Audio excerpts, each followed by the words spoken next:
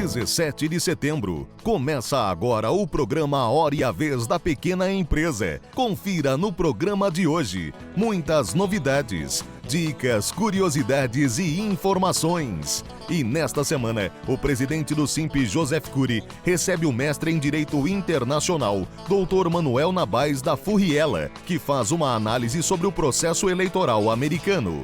Fique conosco!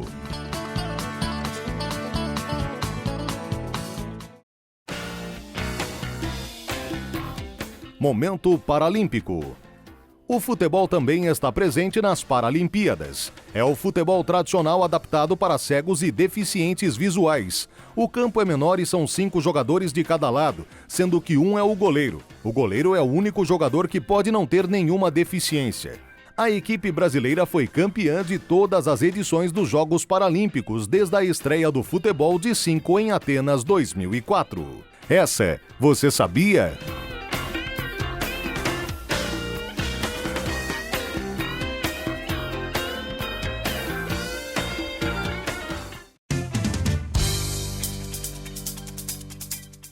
Recentemente, o governo federal anunciou medidas que vão estimular o investimento no campo da infraestrutura, com privatização e concessões de aeroportos, portos, ferrovias e outros campos também. Medida salutar e importante para estimular o investimento, o crescimento. Todavia, nesse campo, nós sentiremos os reflexos ainda a médio ou longo prazo. Por outro lado, há medidas que podem ser adotadas imediatamente e que vão estimular a saída da crise e a retomada de investimentos. Estamos falando de redução da burocracia dentro do país. O Brasil é um dos países mais burocráticos do mundo. É o que mais exige obrigações acessórias que sejam apresentadas na hora da importação, da exportação ou mesmo nas relações internas. Na verdade, essa fiscalização é obrigação do poder público. O SINP trabalha realmente para a desburocratização, a atividade formal e cada um agindo dentro da sua área de competência. Fiscalização deve ser feita pelo poder público. Atividade empreendedora, de forma simples, eficiente e formalizada, isso sim é forma de estimular o crescimento, a retomada do país e a superação da crise. Nesse sentido é que vamos sempre trabalhar por uma atividade formal, legal, mas sem um excesso de obrigações acessórias, formulários e de delegar ao contribuinte, ao empreendedor, uma função que é do próprio poder público. É nesse sentido que nós vamos ser geradores de emprego, renda e vamos superar a crise.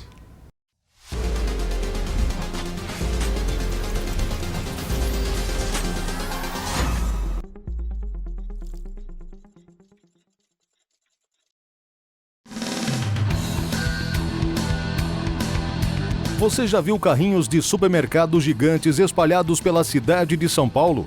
Alguns colocados de ponta cabeça, outros submersos pela metade.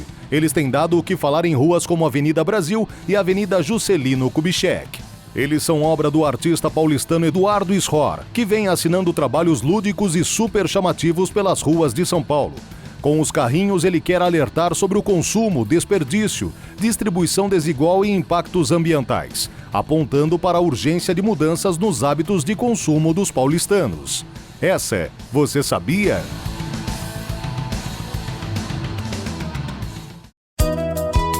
Cartão SINP de benefícios. Muitas vantagens e novidades estão por vir. Aguarde! Exclusivas, construídas sob medida e donas de design único. As bikes personalizadas são para pessoas que compartilham o amor pela bicicleta. A pequena notável desta semana trabalha com sonhos em 2 rodas. Ela é montada toda aqui, desde o quadro até o pneu, até a arranhação, e é um processo todo manual, porque é toda montada à mão, uma a uma. A empresa faz também triciclos com baú para carga, que são modelos feitos para food bike, usados para vender lanches e bebidas nas ruas. Então, as food bikes, elas começaram a ser procuradas a partir do momento que o pessoal começou a ver os food trucks. E aí o pessoal começou a gostar, começou a ver que era um valor menor a princípio para você investir, porém a gente consegue colocar tudo que tem num food truck dentro de uma food bike. A gente consegue, nós já fizemos projetos imensos, tanto projetos de 1 metro quanto projetos de 2,30, 2,40. O negócio deslanchou, a procura é muito grande e as perspectivas são as melhores possíveis. Então, a gente já fez de tudo. Nós já fizemos food bike de churrasco, com uma churrasqueira. Nós já fizemos food bike de churros. Nós já fizemos de sorvete.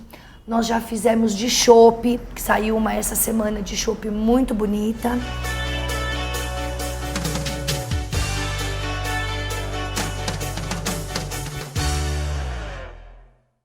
Todos sabemos que a internet é fundamental para qualquer negócio. Ela pode ser usada de várias formas. Nela, o jogo entre grande e pequenas é de igual para igual. A internet ela dá a possibilidade para a pequena empresa de jogar assim de igual para igual com o grande, se ele começar do jeito correto. Se ele tiver um site bem estruturado, um sistema de logística, um controle de estoque, ele vai partir do mesmo ponto, que já é um grande avanço. Tá? Ele vai disputar a atenção daquele usuário com o grande. Com pouco investimento, é possível o pequeno empresário fazer ações criativas e inovadoras. Você tem algumas caixinhas que você tem que dar um check. Tá? Se você for um e-commerce, por exemplo, se você quiser vender produtos online, tá? Você vai ter que preparar bem a sua logística, ou seja, como o produto vai do seu estoque até a casa do consumidor. Você vai ter que conseguir controlar esse seu estoque, porque se você ainda tiver uma loja física, você vai ter que mensurar quanto do seu estoque vai para um lugar e quanto vai para o outro, porque você não pode vender o mesmo produto 2 vezes e não conseguir entregar. Se você for uma empresa B2B ou que você não queira vender nada online, você queira só comunicar a sua marca, você também tem que conseguir, por exemplo, fazer conteúdo, construir artigos que interessem o público, que tragam ele para conhecer a sua marca, mostrar os seus diferenciais. Você tem caixinhas para ticar para você conseguir jogar no mesmo nível dos grandes. Para divulgar a marca e o produto, é necessário estar em exposição, mas também é preciso ter estratégias. Desta forma, o pequeno consegue disputar espaço com grandes empresas. Chegando agora as datas importantes quentes do varejo, como a Black Friday e o Natal, é importante se preparar para isso. Porque você tem que comunicar para o teu usuário que você vai estar participando dessas 2 datas. O Natal geralmente está mais implícito, mas a Black Friday não, você tem que se preparar para isso. Você tem que escolher produtos que você tenha margem para dar desconto, você tem que comunicar esses descontos para o teu público e sim, isso aumenta muito a venda. Tem clientes que triplicam o faturamento num dia. Eles aumentam, se eles faturam 10, vão faturar 30. Mas ele tem que estar preparado para isso.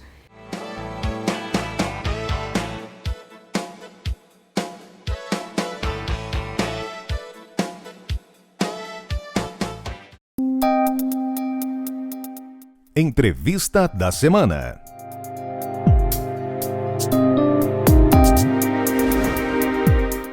O nosso convidado de hoje é o professor Dr. Manuel Nabais da Furriela. Ele é mestre em Direito Internacional pela Universidade de Washington, D.C. Vamos falar um pouquinho sobre o cenário das eleições dos Estados Unidos. Qual o cenário que o senhor vê? Nós temos um cenário que era improvável, não é? Alguns meses atrás. Né? Temos a candidata Hillary Clinton, ela já vinha delineando a sua candidatura há alguns anos, inclusive tentou emplacar essa mesma candidatura há 8 anos atrás, na primeira candidatura na qual saiu eleito o Obama. Ela já era uma figura que imaginava-se aí como a mais provável candidata dos democratas. E surgiu, nesse meio tempo, um candidato completamente improvável desde o início. Né? Inclusive, a candidatura dele nem tinha sido cogitada, se a gente analisar aí alguns meses atrás, que é o Trump. O Trump acabou implementando, emplacando a sua candidatura. Esse é o cenário que nós temos atualmente. Vamos aprofundar um pouquinho. Como é que o senhor analisa esse cenário, professor? É um cenário que realmente traz grandes desafios, né? Principalmente para quem faz análises internacionais, trabalhar com aquilo que não se imaginava, construções políticas, que não eram aquelas que se apresentavam nos últimos anos, é um grande desafio para todos que fazem análise política internacional. Mas o que eu acredito que agora vai ser realmente interessante para nós analisarmos, será como que vai ocorrer ou qual vai ser o resultado dessas eleições. O Trump pareceu um candidato totalmente improvável, né, o anticandidato, aquele que se apresentava como não político, o empresário com grandes respostas para a sociedade americana, e a Hillary Clinton, pé no chão, políticas claras, estabelecidas na gestão do próprio marido e depois agora nos últimos anos do Obama. Então traz um grande desafio para nós saber qual vai ser o destino não só da eleição, como propriamente de um futuro governo americano. Vamos falar um pouquinho do candidato Trump. Qual a sua análise? Ele é o grande assunto dessa eleição, né? Como eu havia dito anteriormente, a Hillary era aquela candidata mais provável. Ela construiu a sua candidatura durante muitos anos. Agora, o Donald Trump totalmente improvável. Ele é uma pessoa de mídia, né? Então grande parte dos analistas não veem isso, não analisam isso, apresentando num primeiro momento uma candidatura folclórica, a própria imagem dele, né? Ele tem uma imagem que não é comum a um empresário alinhado, né? Ele já surge dessa forma, e agora a gente começa a verificar que tudo isso fez parte de uma construção de marketing. Agora, o que eu acho que é mais interessante em relação a ele, fez a candidatura dele deslanchar, é justamente a apresentação de propostas específicas e diretas. Hoje em dia, não só o público americano, mas o público internacional, a sociedade internacional, está buscando respostas mais diretas aos problemas. Então, o Trump ele se apresentava como aquele, né, que indicava os problemas e apresentava soluções, digamos, até discutíveis, mas aos olhos de grande parte dos eleitores americanos aquilo soou como algo que eles gostariam de ouvir. Respostas à questão dos imigrantes, né? Infelizmente uma grande parte da sociedade americana não vê com bons olhos a presença de milhões de estrangeiros no seu território, nem os regulares, imagina então os ilegais. Então isso é um pouco da figura do que representa Donald Trump aos olhos aí, pelo menos dos eleitores. Bom, o Donald Trump, num determinado momento, pelo menos no que a gente vê como notícia, ele disse que ia construir um muro separando o México dos Estados Unidos, que ele ia mandar conta do muro para o governo mexicano, e depois ele é recebido pelo presidente do México. Como é que o senhor interpreta esse sinal? São sinais dúbios? Qual a sua avaliação? Não, isso não tem nada de dúbio. Parece dúbio, mas não é. Isso é tudo uma construção de candidatura, né? Muito bem sucedida, por sinal. Inclusive, o Trump tem grande chance de ser eleito. Isso parecia também improvável. Ele ser candidato, improvável. Ele ser eleito, mais improvável ainda. E agora não é nada disso que está se apresentando. Em algumas pesquisas, ele já figura quase que empatado com a Hillary. Havia uma grande distância que está se diminuindo. Primeiro, o que ele fez? Ele construiu essa figura que eu havia dito, respostas diretas, né? Em relação aos imigrantes, vamos expulsar todos os estrangeiros dos Estados Unidos. Depois ele falou que ia expulsar só aqueles irregulares. Depois ele falou, né, isso durante o tempo. Isso é algo orquestrado, não é? Parece aos olhos de quem vê que é algo totalmente involuntário. Não, é orquestrado, construído. É um discurso radical para conseguir votos num partido que tem posições mais radicais, que é o dos republicanos, e numa sociedade que tem aí cerca de 30% da sua população com raízes muito mais conservadoras. Os Estados Unidos são assim. Então consegue-se esses votos para emplacar a candidatura. Depois que emplaca a candidatura, ele sabe que só com esses votos ele não ganha a eleição. Ele ameniza o discurso, mas ele ameniza de uma forma a não deixar de lado os eleitores que ele conquistou. Não, a gente vai ser duro com os estrangeiros, mas espera aí, alguns são regulares. Mas espera aí, vamos dar oportunidade, porque alguns têm condição de se tornarem, né, regularizar a sua situação. Não, mas espera aí, eu não odeio os mexicanos, eu não odeio os estrangeiros, eu estive com o presidente do país de vocês. Eu só não quero aqui estrangeiros irregulares. Ele mantém os eleitores que querem posição rígida contra estrangeiros, ele conquista os um pouco mais moderados e ele acaba conquistando, em certa medida, o eleitorado até mesmo de estrangeiros, principalmente mexicanos, que vivem nos Estados Unidos, mas estão com situação regular. É a construção de uma base maior de eleitores, sem perder aqueles que já foram conquistados. Então o muro ele ainda vai fazer, mas ele teve dentro do território mexicano com o presidente do próprio país. O discurso é de que vamos atender a todo mundo, né, com relação à questão dos estrangeiros. Ele tinha uma rejeição, ou tem uma rejeição dentro do próprio Partido Republicano. Como é que o senhor vê esse cenário? A rejeição caiu consideravelmente. A rejeição dentro do próprio partido foi o obstáculo mais difícil que ele enfrentou até agora para poder emplacar sua candidatura, porque outros candidatos muito fortes disputaram com ele.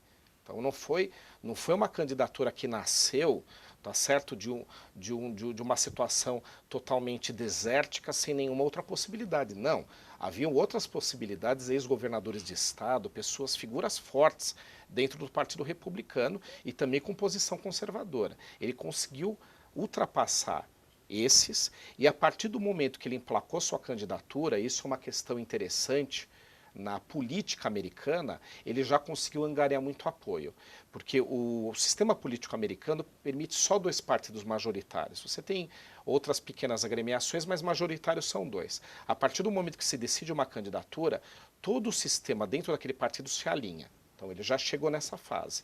O que ele está conseguindo também construir, como a candidatura dele agora é viável eleitoralmente, não sabemos se ele vai ganhar ou não, mas a chance ele tem, essa chance existe, isso vai fazer com que dentro do Partido Republicano a rejeição diminua cada vez mais, até mesmo porque para tirar os democratas vai valer qualquer coisa e o Trump agora para eles é a moeda que eles têm na mão. E a Hillary, a candidata Hillary, qual a sua análise sobre ela? Ela é uma candidata que parecia que não era controversa, mas ela é controversa, não é? Ela tem grandes problemas, grandes desafios, inclusive dentro do Partido Republicano. Quando ela deixou de ser candidata, porque o Obama acabou sendo imposto como candidato há 8 anos atrás, na sua primeira candidatura, né, mais de 8 anos atrás, na verdade, o que a gente conseguiu verificar é que ela não era aquele consenso que parecia. Ela não era aquela candidata com amplo apoio. E ela continua não sendo. E agora, a partir do momento que a candidatura dela perde fôlego, porque a do Trump começou a crescer, o apoio do eleitorado começou a crescer, mais ainda ela vai enfrentar problemas. E ela tem um sério problema relacionado, não é, com uma acusação de tráfico de influência. Vazaram e-mails que ela trocou, né, com diversas pessoas, inclusive usando a conta pessoal dela e não a conta oficial, ela era senadora, né?